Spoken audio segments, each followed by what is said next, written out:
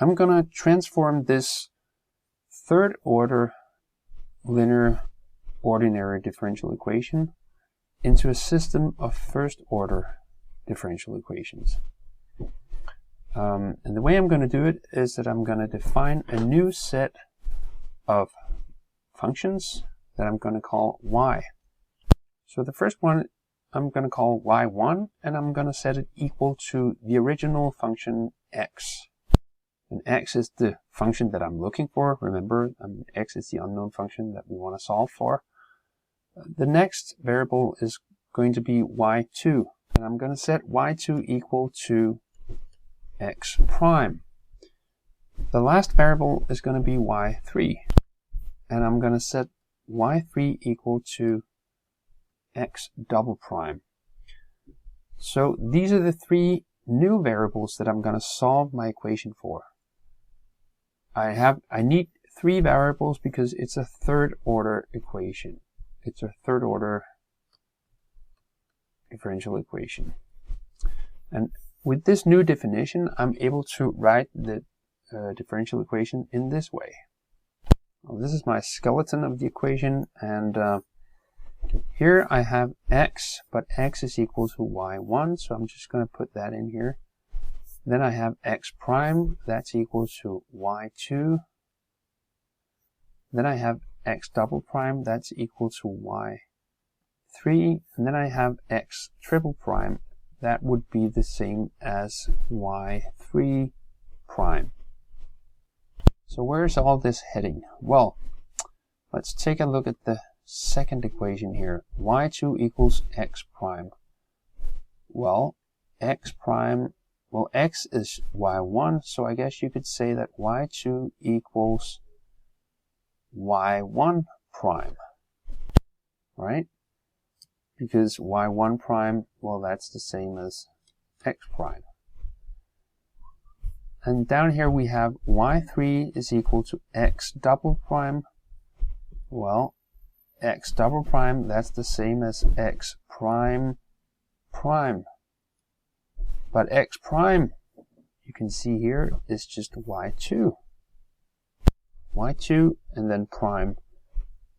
So we might as well write y2 prime.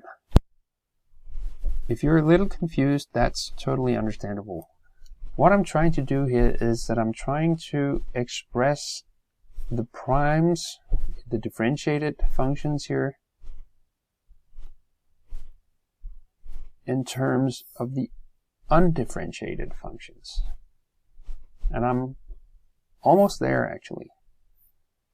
We've seen that y1 prime here is the same as y2.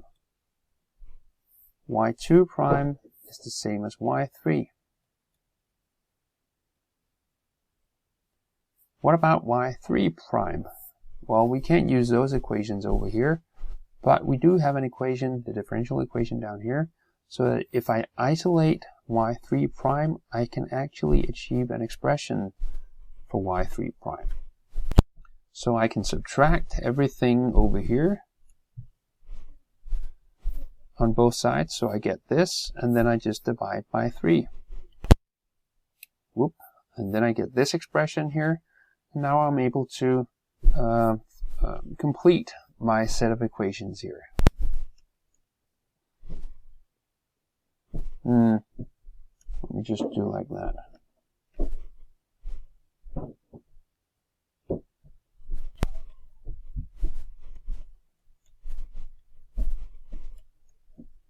And in fact, I want to just write ones here, just for illustrative purposes. So what I have here is actually a set of linear equations, so I might as well write this whole system of equation here as a matrix equation. So I guess it would be something like, here I have a vector is equal to a matrix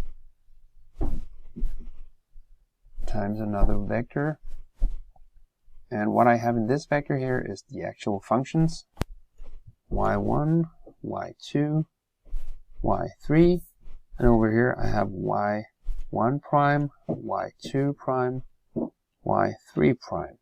So what do I need in the matrix? Well, if you look at the first equation, y1 prime is equal to y2.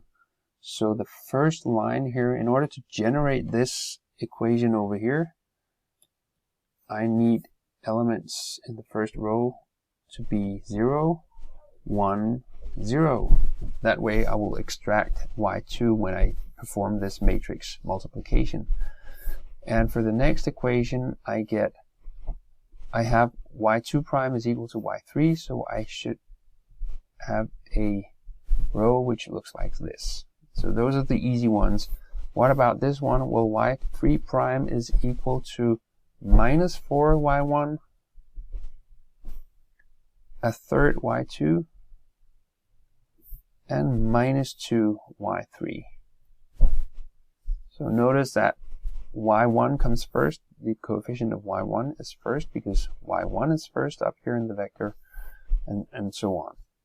So this is my matrix equation. I can even write it more concisely as y prime, so that's the vector here, is equal to the matrix, I'll just name it A, times y. So this is kind of the function vector here, consisting of those three functions, and this is the derivative vector function here.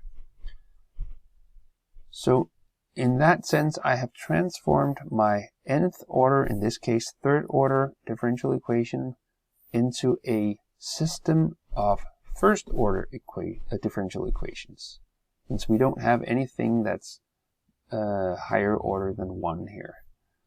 How to solve this system of differential equations, I'll demonstrate in another video.